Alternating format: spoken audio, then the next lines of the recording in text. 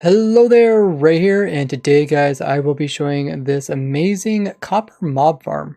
All there is this box here. The box is not full of anything too bizarre, and you can build this entire thing up relatively simple, and it is easy to understand how it works and easy to operate. Despite it not using any redstone or any weird mechanics, this thing actually produces over 420 copper ingots per hour. In this video, I will show you guys how to build up this exact farm and all the different mechanics which make it possible.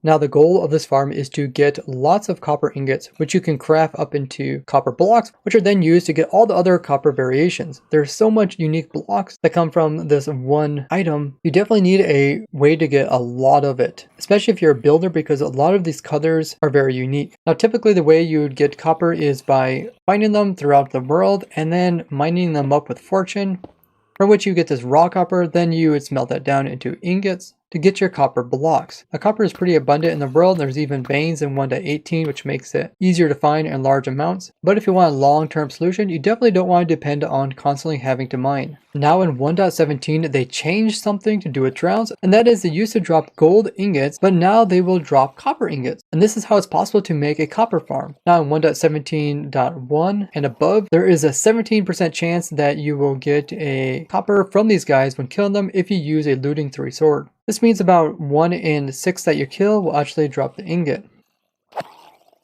And there you see we got a ingot. And I've shown many different types of drown farms. I've designed one for the ocean biome, which they can spawn in. I also designed one for the river biome, which they can also spawn in, but they can spawn in much faster. But both these methods are relatively slow in producing them compared to getting zombie spawns and then converting them. And you can convert zombies into drowns just by having water sitting in their head location for 30 seconds. After the 30 seconds, they will then start to shake. After 15 seconds of shaking, they will then convert into a drown. Now this is kind of a long and drawn out process, taking 45 seconds to convert zombies into drowns, but can be very effective compared to waiting for actual drowns to spawn. So I also designed a farm using a zombie spawner, then converted them into drowns. But there is also multiple ways to getting zombies in your world, including using reinforcements, and I designed a reinforcement zombie farm over 4 years ago, which is extremely effective, and I will be updating that one eventually. You might also think that you can convert villagers into zombie villagers and then convert those into drowns. The zombie villagers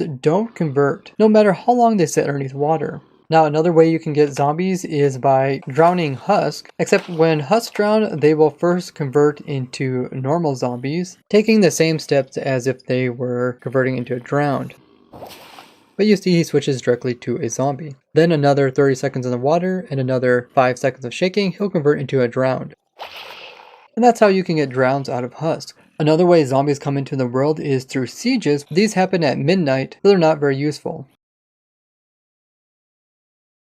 The final way that you can get zombies is through natural spawns. That's done just by having a dark area where they spawn inside of. That's exactly what I did for my farm here. We have a nice dark box where all the zombies can spawn in, and then we will convert them into drowns with water, and then we'll have them being killed by the player. Now because we're using natural spawns, we get more than just the zombies that we want. We also could get spiders, which I prevent by using carpets, as they take up a bigger area and they won't be able to spawn in because they collide with the carpet. We could also get endermen, but I also avoid those by having a less than 3 block tall ceiling. The other mobs that we could have are skeletons and creepers, and I have dogs and cats which are scaring these guys away. Then I attract all the zombies to a special location using a turtle egg, but to prevent creepers and skeletons from accidentally going into this location as well, I have a zombie only sorter. I'll explain later in the video why this is important, but the way that creepers are being sorted is that since they are not an undead mob, they will actually float in water and go upwards, where skeletons being undead will sink, and zombies being undead will also sink once they're in water. With the creepers removed, now we can use the height difference between a zombie and a skeleton. If we do F3 plus B, we can see that these guys are similar in height, but the skeleton is slightly taller. We look at the hitbox around them rather than their image. And I designed this Google spreadsheet which shows all the different sizes of all the different mobs in the game. And if we look here, we can see zombies are 1.95 meters, where skeletons are slightly higher, being 1.99. And in this document, I also have every single block size in the game from 3 different directions, standing on top of it, pressing up against the side, as well as pressing up from underneath. By knowing the mob's height as well as all the block sizes, we can actually put this into a program which will try different combinations of blocks in order to make the perfect size so that only zombies will fit and skeletons will not. And here are the results. We got a gap between a sea pickle and a chain block. So if we put a zombie down here and we push it forward, it will be able to go in between there. We also got a campfire and a chain block, and a zombie will also fit through there. We got a chain block on top and a amethyst. These are the biggest ones, amethyst cluster. And you push them, they'll fit in between there. And we also got the reverse, which is an amethyst on top and a chain on the bottom. This will also work. And at the exact same time, skeletons won't be able to make it through this entire thing. Notice that this skeleton was able to hop on top of the chain, but once he collides with the amethyst block, he isn't able to continue. So we actually have quite a few options to work with when trying to sort out zombies from skeletons. But in the end, we can get just zombies coming through.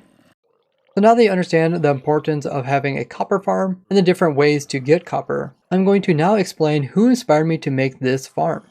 I initially started working on this farm when ProtoTech, one of the Hermitcraft members, got in contact with me asking about what might be the best way for him to design a custom farm for him to build on the Hermitcraft server. I initially recommended using my zombie reinforcement farm that I designed over 4 years ago, which was the first farm designed to specifically farm up zombie reinforcements to get way above the mob cap, as reinforcements don't check the mob cap.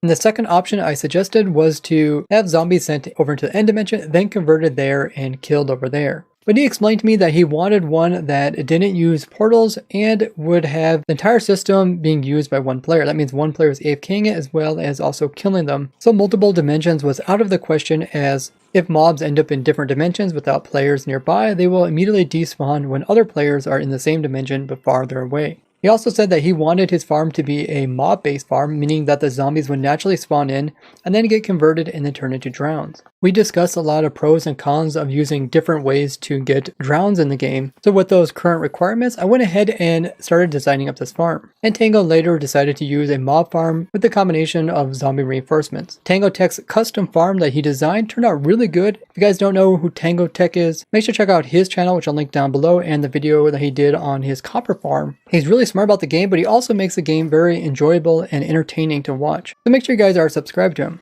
Now, even though Tango kind of changed his idea on what type of drown farm he wanted, I decided to go forward and continue working on this design that would be solely supplied by zombies that came from natural spawns, would not use portals, would not use any redstone, and the entire thing could be ran by a single player. Plus, the whole design I wanted to be relatively simple. Now, with all these restrictions, it did make designing this quite difficult, but in the end, we designed a farm that can produce over 420 copper ingots per hour, only using natural zombie spawns. I put a lot of time and effort into designing these farms for the entire Minecraft community, so be sure you have that subscribe button hit, and let anyone who is looking for a farm, that RaysWorks has a farm for almost every single item in the game. Plus, this is a great way to support me. You can find the entire list of all the farms in the description. I designed this entire farm based around the AFKing player so that all the mobs will barely spawn into the world, and the mobs that we don't want will immediately walk towards the edges, and once they touch the edges, they will immediately be outside of the area, so they will immediately despawn, freeing up the mob cap for more zombies. This is what makes the farm so fast, yet so simple. Now, the size of this platform is specifically designed to be the maximum area in which creepers as well as skeletons can see dogs and cats in order to run away from them. That's why I designed the farm to be multiple layers rather than each layer being bigger. Now, the one mob that doesn't get immediately removed is witches. They can spawn in here, but as you can see, they sit in here just for a short period of time before they will just despawn naturally. Now, witches make up such a small percentage of general mob spawns that they hardly come into the farm. So there might only be one witch in this whole system at any given time.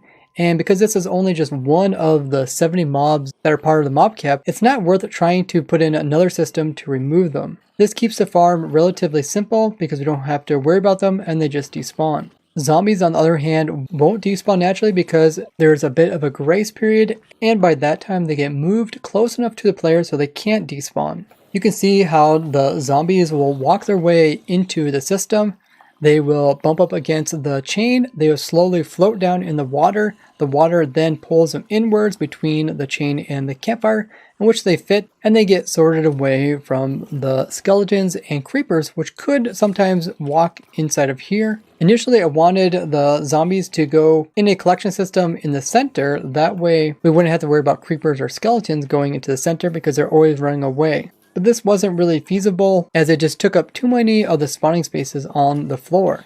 Now, if a skeleton or creeper would happen to come over here, we also have a sorting system to make sure the majority of them don't end up going through the drowning system, because the drowning system takes 45 seconds and that's just a waste of mobs and mob cap. So creepers will go up and the touch of water, they'll float in it and then they'll go down on the sides. Skeletons will try to make their way inside of it, but they are too big so they don't fit between the chain and the campfire, and they slowly sink in the water until they touch this bottom block, in which they immediately despawn since they are out of the area of the player. And notice when the creeper touches the ground, they will immediately despawn. Now once in a while, a creeper or a skeleton can make it through here, and that's by going in between the two chain bars rather than going underneath them. But this is pretty rare and therefore we don't really have to worry about it. I could make it 100% sort out creepers and skeletons just by making this one wide so they're forced to go underneath of it. But because of how many zombies this farm produces, I want to try to keep the flow of zombies coming through the system as fast as possible. And this is why I went through several different models, about 20 different attempts at this setup here in order to get the fastest flowing as well as best sorting all in one. Because the faster these guys flow through, the faster they will convert and be killed, and therefore you can get more zombies to spawn in. And surprisingly, this sorting system that I came up with is only 2 blocks long and only 2 blocks wide, and is only 5 blocks tall, so it fits in here nicely. And only very rarely will a zombie get shoved by a whole bunch of mobs downwards rather than through the sorter, and will end up despawning down here with the skeletons. But what's really nice about the sorter is that it also lets baby zombies through, as they do make up 5% of the spawning rates, which is a huge percentage, and they also drop copper. So if we did not also get babies, we would lose 5% of all of our copper drops just because of that. So it's important to keep those guys alive and get them into the conversion system. Now you probably recognize this layout here as the same layout that I used for my automatic creeper explosion farm. Now I haven't made a video on that yet on YouTube, but initially I designed that for the new combat update that's supposed to be coming out, but I might show it on YouTube because it can still be used in these current versions. And only about 10% of the farms I designed actually make it into YouTube videos. Make sure to check out my Twitch live stream, which I do every Wednesday, Friday, Saturday, and Sunday around 2 p.m. Eastern Standard Time, as that's where I design all these farms up. And you can see the exact process which I take in order to get them to work properly. So let's get started with the block tutorial. So the first thing is to build this in the right location. You can build this in pretty much any biome, but I would recommend building it in the ocean. This is so the area is nice and flat, and if you happen to load other land, you're not going to have other hostile mobs spawning in here. It doesn't have to be completely in the center of the ocean, you can see land, and because of the location where the player is going to AFK, it doesn't really matter if you're loading too much area around this, as mobs won't spawn there. So what we're going to do is start placing some blocks. I want this to be the level of the water, and you can use kelp to get up to here, or use a lily pad, or to stack up here. And what you want to do is build an 11 by 11 platform out here in the water. You can use whatever type of block you want that mobs can spawn on. I'm going to use andesite so it's easy for you guys to see individual blocks. So now it looks like this, and we'll come in here and place in 5 blocks along this corner right here, and we'll do this to each of these sides. Now what we're going to do is we're going to count up 3 blocks and then place in a platform just like this one, but with slabs up here. So we're going to do a 11 by 11 platform, but with using top slabs of your choice. I'm going to use polished diorite slabs so you guys can easily distinguish them as individual blocks, and you can also tell that they're slabs rather than full blocks. So it should look like this now. Now you're going to repeat that platform 4 more times, so there's going to be a total of 6 spawning platforms, and each of these platforms will have the 5 blocks around the corner just like this. So I will do that next.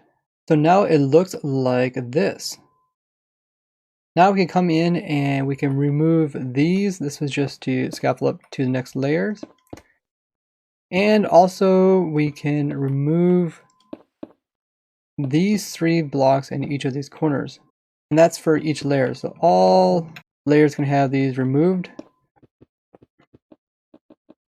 So now it looks like this, where we got these holes going down in each of these corners, all 4 sides. They're all 6 layers. Next up, we're going to place in the walls, which prevent the mobs from just walking out of the farm and keeps them contained. It also keeps it dark inside. So each layer is going to be exactly the same. We're going to start out with stairs going around the outside of the platform. And you can place these in survival by standing on the stair and then just clicking on the edge of it and going around like this.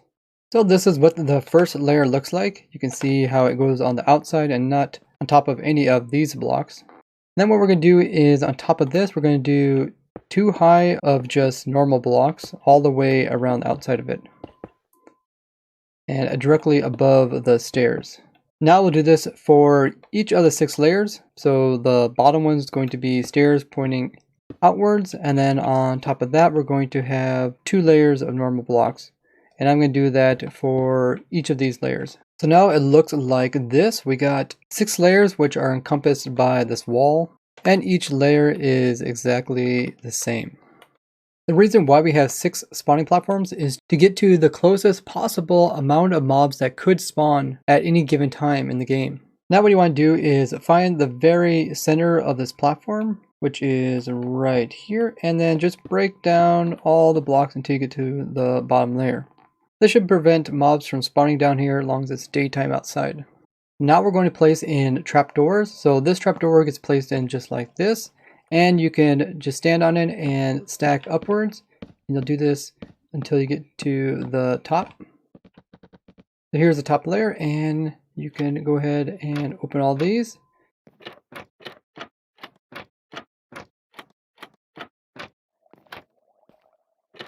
And just like that, that's what it's going to look like. Now in each layer, you're going to have to remove this one and place in trapdoors here as well as here, and one right here, and 2 carpets in there like that. And you can put these side pieces in as you do the stacking of the centerpiece. You can just stack up to each layer, place in these. Remember, these trapdoors are top trapdoors on this block right here. And this piece is to give mobs a area to pathfind to when they're trying to escape the dog and cats. So I did this to all 4 corners on all 6 layers. And it doesn't matter which way the trapdoors are facing, if they're facing on this wall or on this wall. So now we're going to place in some carpets inside of here to prevent spiders from spawning, as spiders are not as easy to remove from the farm. So there's going to be carpet 1 block diagonally from each of these corners, just like that. And then there's going to be 1 in between each of these. So there's going to be 8 of them in a shape just like so. And we're going to do this for each of the 6 floors. So far, everything has been uniform on all 4 sides. But now we're going to change that. So we're going to go from the center out to the edge. We're going to remove these blocks and also the blocks just to the right of them. And this is going to be the area where the zombies go out and up to the player. And we'll do this for all 6 layers. So we just knock out these blocks all the way down to the bottom layer. Now we're here on the bottom. What we're going to do is place in stairs that go outwards like this. And then they're going to make kind of a hook shape, just like so. And then we're going to go back inwards like that. So you see we got kind of a horseshoe area here. Now we can go up all the way to the top with each of these. And we can do this to the other 4 columns. So that's the last one right there, and it should look just like this. So now starting on not the bottom layer, but the second to bottom layer, we're going to place in some blocks directly across from it.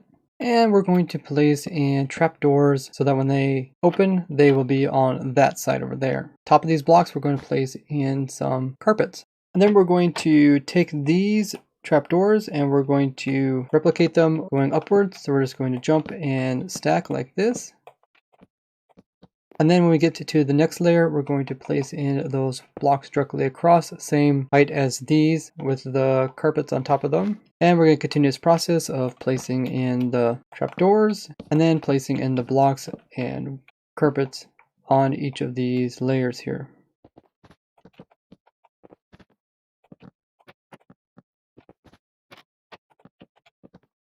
Okay, so we made it to the top, and we don't need these, but then the rest of these can be opened up all the way down to the bottom. You can kind of see how it looks. All the trapdoors are facing on the opposite direction as the spawning platforms.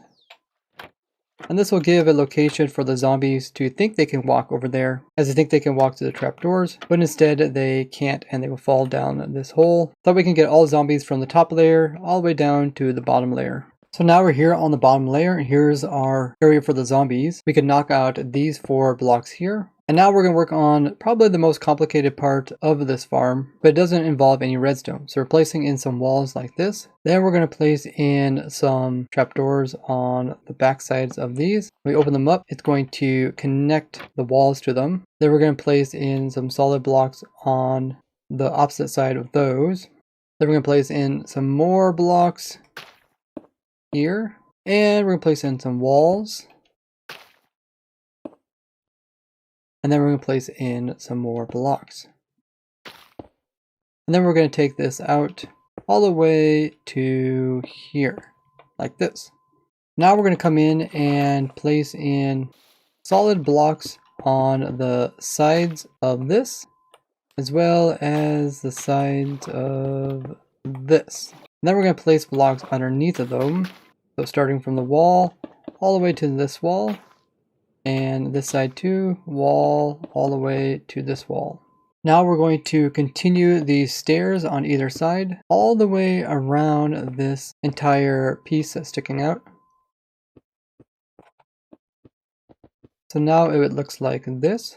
Now we're going to go kind of inside and going to place in trapdoors facing this way. Then we're going to knock out these blocks right here.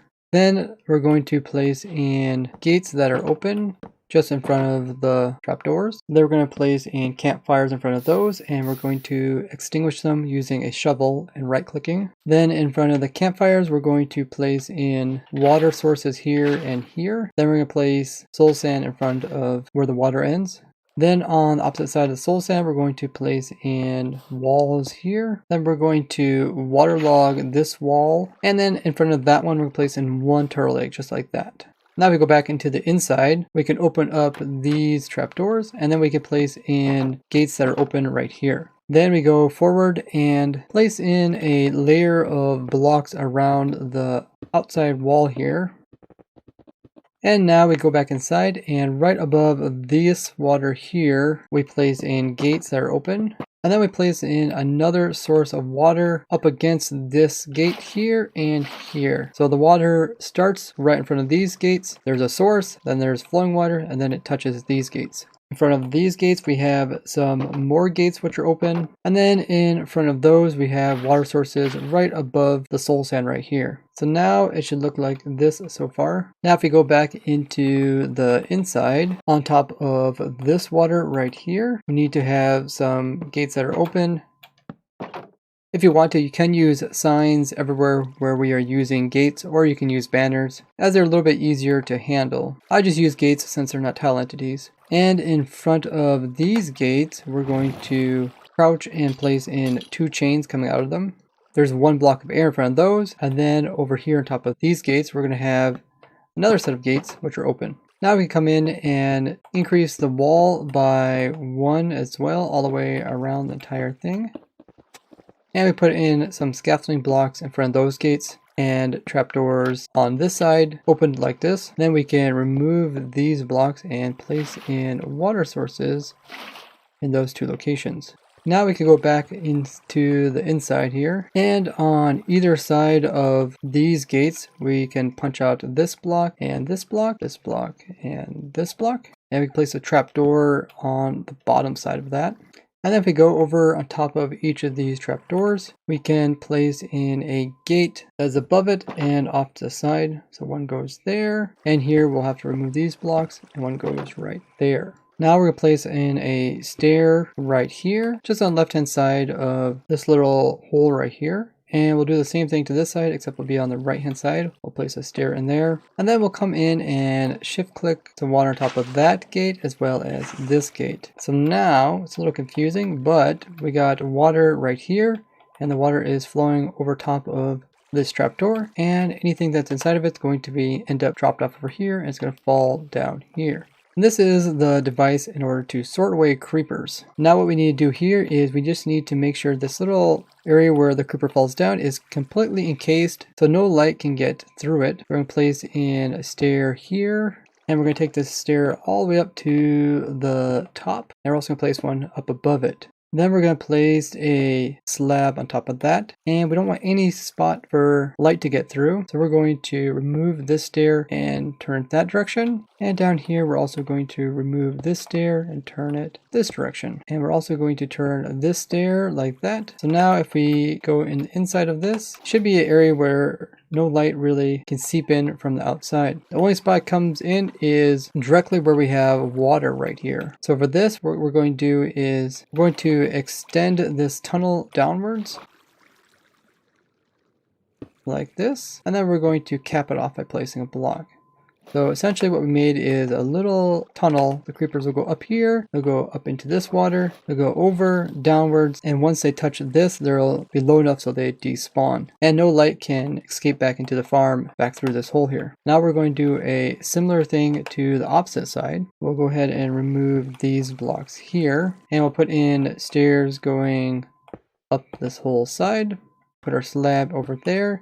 We'll also come back and look for any stairs which are letting light through, like this corner here, and we'll just rotate them so that they are not letting light through. And we'll also change this stair right here, like so. Now we'll place in the blocks underneath of them on those three sides, and then we'll also cap off this bottom part so that no light can make it in. So this is what it looks like now. We can see that this stair is facing lighting, so if we just turn it there, so no light should be getting through even though we're using all these stairs. Now the reason why we have stairs here at the foot levels of each of these layers is to prevent decrease of mob spawns by the mob spawning location starting out here and then being moved inward into the farm. And the reason we use stairs at other locations is just to consistently use one block throughout the entire stacking up of it. So now we have the creeper sorter put in on both sides, and we also have the zombie and skeleton sorter put in right here with the chain and campfires down below. Zombies will be able to fit through there, or skeletons will fall downwards, and as soon as they touch the bottom of this block, it'll be similar to the creepers touching the bottom of that block, where they will both instantly despawn. Now from the inside here, we'll go ahead and place in a floor for this piece right in here. That way any mob that falls into here will instantly despawn. Now if you want to, you can put other killing methods inside of these holes, like you use magma to try to kill them, or you can use max cramming. But since I'm just going for copper, I went ahead and just tried to instantly despawn all mobs besides the zombies. So just like that, we got that all filled in. Now if we look back here at the zombie sorter, we just need to place in a block above this water right here. So a block there as well as there. That way when the creepers come in, they float upwards, they get pushed off to the side, they don't get stuck in that little divot.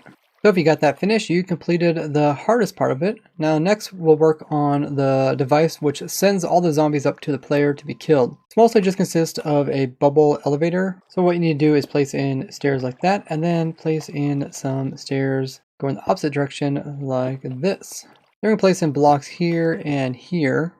Then we're going to continue placing in trapdoors on top of these, there and there. Open them up so they're facing like that. Then we're going to place in blocks here and here. And we're going to place in stairs here and here, just like so. Now we're going to come in and place slabs above these blocks here. That way we don't get other mobs spawning down here holding up the mob cap. We're also going to place slabs there as well as over there. And then we're going to place in stairs here, and we're going to start placing in blocks on the other sides. So now we continue going upwards one more layer with blocks on all sides, and over on this side here we place in a top slab with one egg on top of that. Then we stack up 6 blocks. Then from here we place a top slab right over here with one egg on top of it. Now we come in and continue each of these sides all the way up. And these blocks are going to contain the bubble elevator. We're going to take this all the way up to wide level 205. And this is if you started by building the very bottom layer at the same layer as the water. So I went ahead and stacked all 6 of these blocks up directly above the bubble elevator way down there, on all 4 sides of the bubble elevator down there. And we took this up to Y level 205, and you can see this on the right hand side. It says I'm looking at block 205 Y level. That's a very pointed block. It says targeted block. So from here, what we do is we don't continue on the same side as the farm, but instead we take these 3 sides right here all the way up to 215, so right here. So with this completed, we come back to this side here and we do trapdoors all the way up, making sure that we're facing inwards. That way when we open them up, they all have a nice flat side which is holding in the water on this side. I'll do the same for this one right over here, and it should look just like this. Now we're going to place in blocks on 3 sides of these trapdoors. I like using glass here because it's kind of fun to watch the zombies come by. Okay, so now it looks like this. Now we'll come to the top and we'll finish it off. It's not too difficult. Place in 4 blocks there. Place in 6 blocks here as well as on this side. Then we're going to place in some blocks above it, like that. Then we're going to place in trapdoors here, and below the trapdoors, we're going to place in 2 blocks of magma. Then we're going to close this off by placing in blocks on this side here, as well as above it. Now on the inside here, we're going to place in water right here, and another water source right there. Now that water is going to flow all the way down that hole that we made, and it's also going to flow over here. Now we're going to go to the very bottom of this water, all the way down here where we have the soul sand, and we're going to place 1 kelp in there and 1 kelp there. And then what we're going to do is we're going to bone mill these kelp until they reach the top. And this is converting all that flowing water into water sources. So just hold down right click and it'll eventually reach it. And then do the same for this side.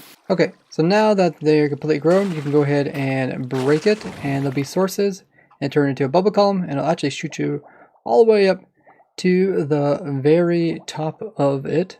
And you can see it's quite a distance to go, but because it's bubble columns, it doesn't take you very long to actually make this route. Now we also need to make water sources inside of all these trapdoors here. You have 2 options. You can place in the water just by clicking on the side here, doing this to each of them, and then coming in and open up this trapdoor and closing it. That'll make these sources. Or you could come in and place in kelp, just like we did on that side beforehand, and then bone mill it to make this all sources.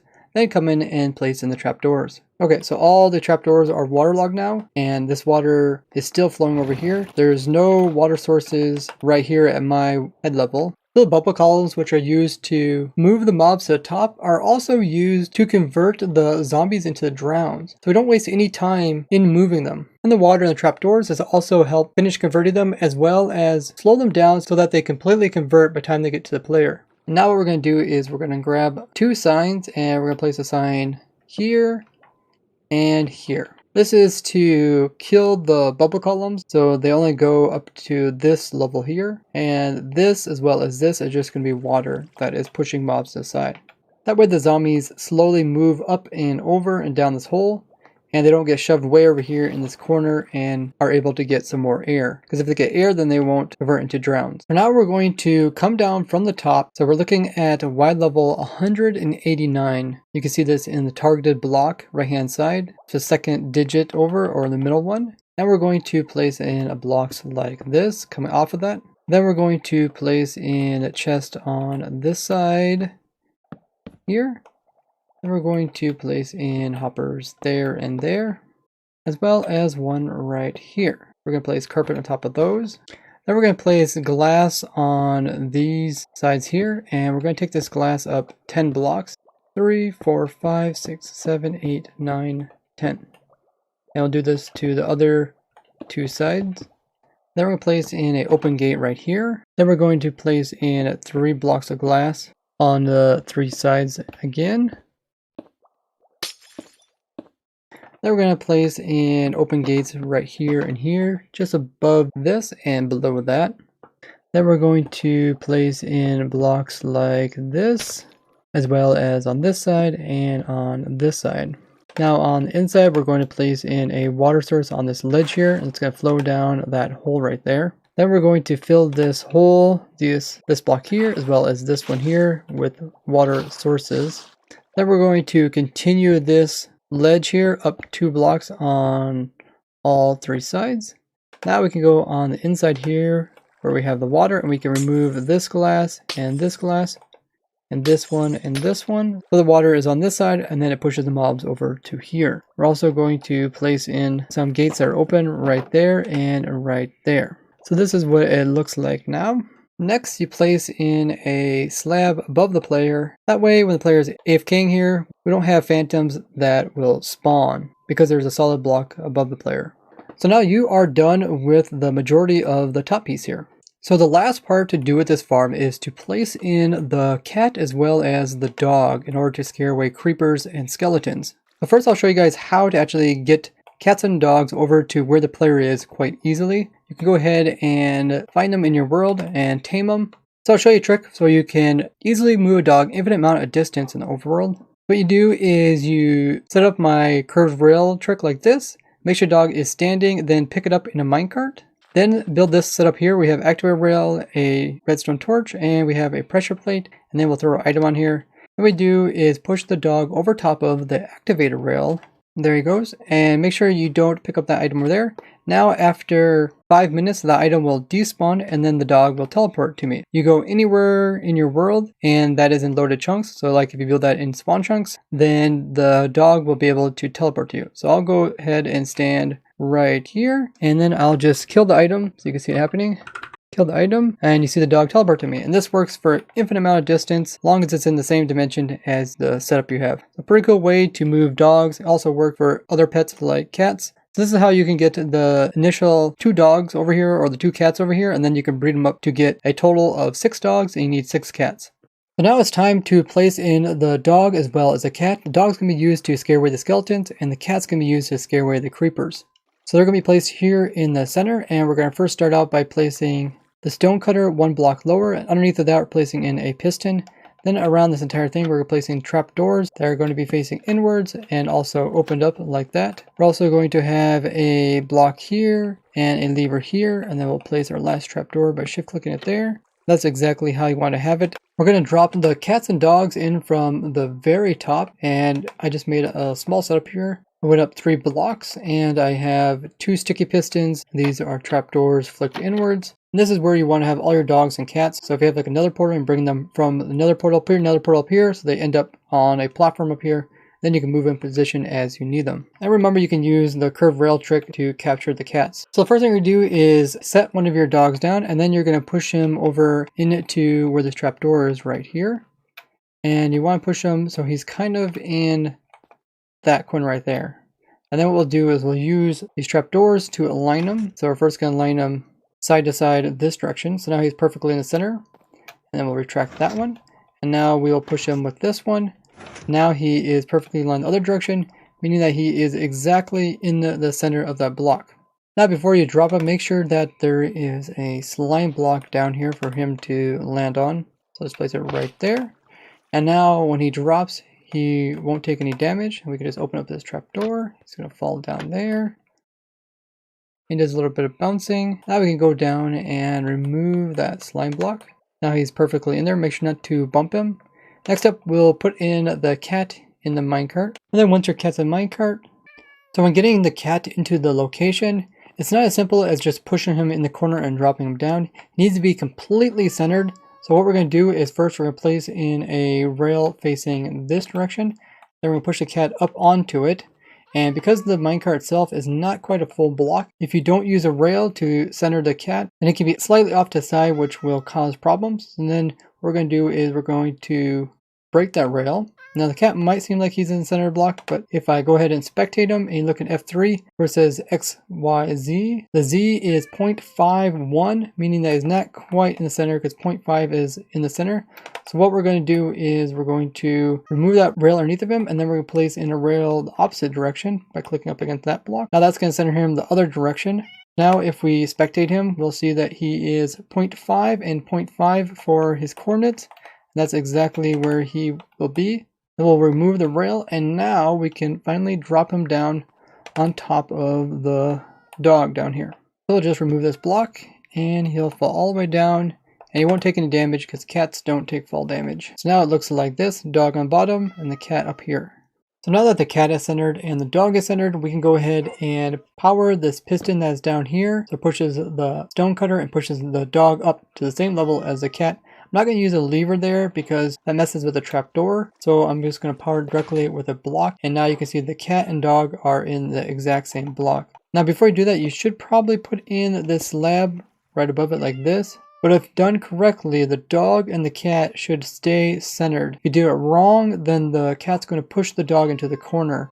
So make sure you practice possibly in creative before doing this in survival. Then you can go ahead and remove the piston and also the power, and then you can just fill in this hole right here. So we're going to do this for each of the levels. And I'll go ahead and go through the process again. It's not too difficult. So first you put down the sticky piston, put down the stone cutter, place in the trapdoors all around it. Facing inwards, opened up.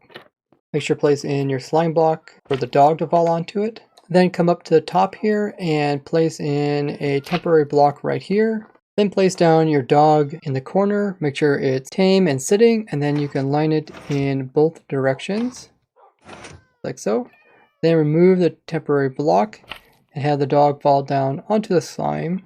We stops bouncing, then you can drop them directly onto the stone cutter. Then you can place this block back in again. Now you get your tame cat and put it inside of a minecart. Make sure it's not sitting but standing, and then you go ahead and push it onto a rail. Make sure it's on there completely. Remove the rail, then place in the rail the opposite direction. Then you can go ahead and remove that temporary block, which will also remove the rail, and then they drop down on top of each other. Then you can come in and power this up. Now they're both directly inside the same area, and you can remove it and just flip that back up again.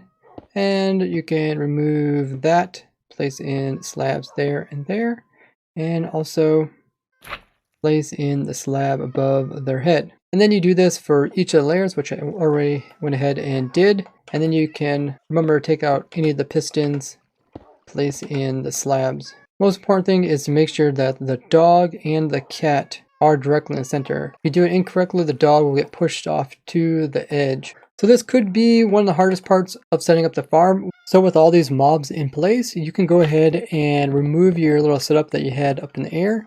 We don't need that anymore. One thing we will do is we're putting in this ceiling for the top layer. We're just going to place in a bottom slab right there, and we're going to take this across the entire thing. So now it will look like this, and this is what it looks like in the inside. We'll go ahead and place in a slab right there. Now what we're going to do is we're going to extend this ceiling out 5 blocks. So it's going to go all the way out to here. And we're going to do this along the entire outside edge of this. And the reason we do this is to increase mob spawning, because mob temps can start outside the farm, as long as there is some blocks at the wide level that they're trying to attempt to spawn in or above. So all these blocks we place in here are going to allow mobs to start spawning out here and then get moved into the actual spawning platforms. So let me finish up this. So it is completed. You can kind of see what it looks like underneath, and it goes around the entire thing.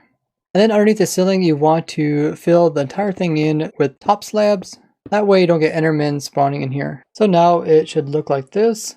So if you did it correctly, everything inside should be completely dark on all levels. So now the dogs should scare away the skeletons, and the cats will scare away the creepers when they run to these outside edges. Now the reason why I had to use a stone cutter here and had to have the cat in a minecart and a dog sitting down with trapdoors and a slab above it is because I went through like 100 different designs trying to get the perfect combination so that a creeper, which is really short, can see the cat over top of the trapdoor. Even if the creeper is really far away, you can still see the cat over top of the trapdoor. Plus we have to also make it work for skeletons. So skeletons are extra tall, so if a skeleton is right up beside the dog, you want to make sure that the dog can still see the skeleton and scare it away.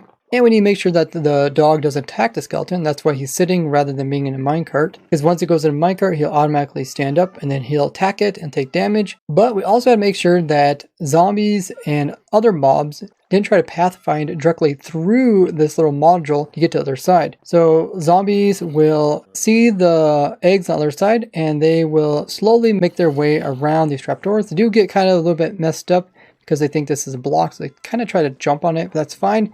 The biggest problem I had was babies, and I had to work really hard to make sure that babies wouldn't try to like hop up on this ledge here, or try to hop through the area where these guys were and push the dog all the way, or end up getting stuck here. A lot of different situations. I went through many problems until I eventually got this set up here so that it works for all the different mobs. No matter how they come in or which way they go, they will all make their way around it without bumping into the dog.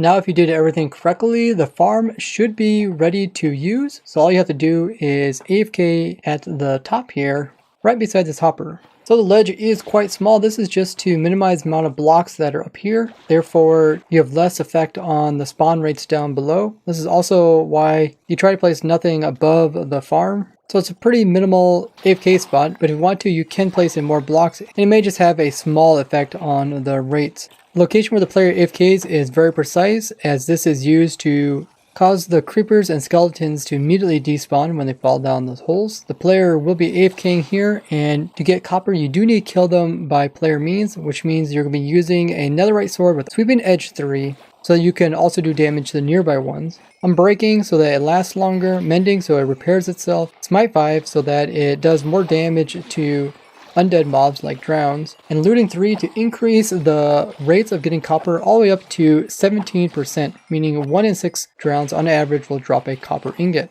You can let the drowns kind of build up till there's like 24 of them and then kill them, or you can sit here with a auto clicker and just click about once every second. This way you get the sweeping edge effect. That way if there's more than one, you can kill both of them in one hit. And you're able to kill them in one hit because the sweeping edge almost does 16 damage to the mobs with a single sweep. Plus we also drop them down a little bit to reduce their health a little bit more so that they are a one-hit kill. We gotta make sure that we don't reduce their health too much, because down inside the farm they do have a chance of dropping down between the levels, which will give them more damage. So I precisely designed this so that they will be able to survive this drop and be killed by the player in order to get the copper.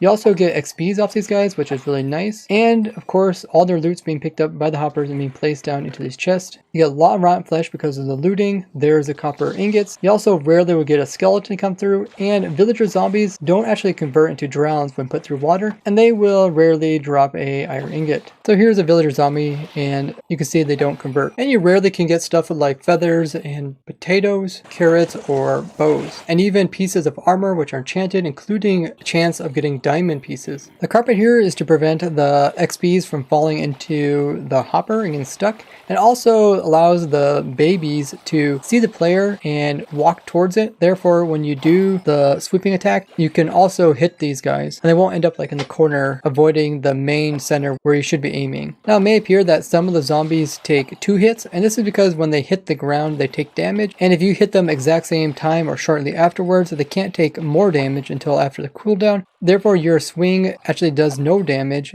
Now, I specifically designed this farm so that it stays right around the mob cap.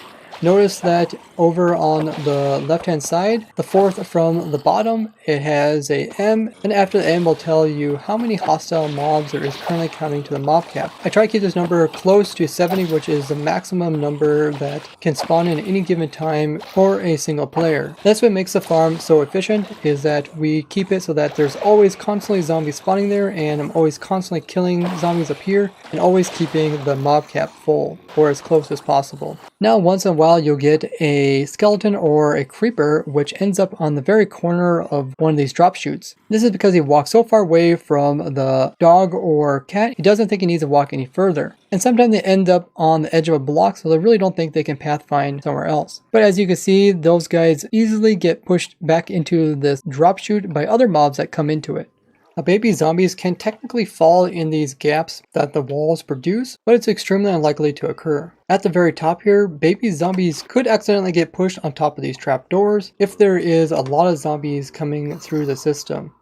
but most of the time they'll just kind of get shoved over into the next row and then eventually get converted. Now my second design avoids this occurring, and all in all this design is a little bit nicer, but it does use a little bit of redstone. It just has a very simple block right here, and that goes to a piston that is turning on and off the bubble columns. So if you want to build this design or check out the redstone-less copper farm design, I'll provide this world download in the description as well as the world where I did the building tutorial. An efficient copper farm that uses only natural spawns as well as no redstone. If you'd like to see more simple farms, check out this playlist, or if you'd like to learn more crazy things that you can do in the game Minecraft, check out this other playlist. I would like to thank you guys for watching, and I will see you guys in the next one. Bye bye!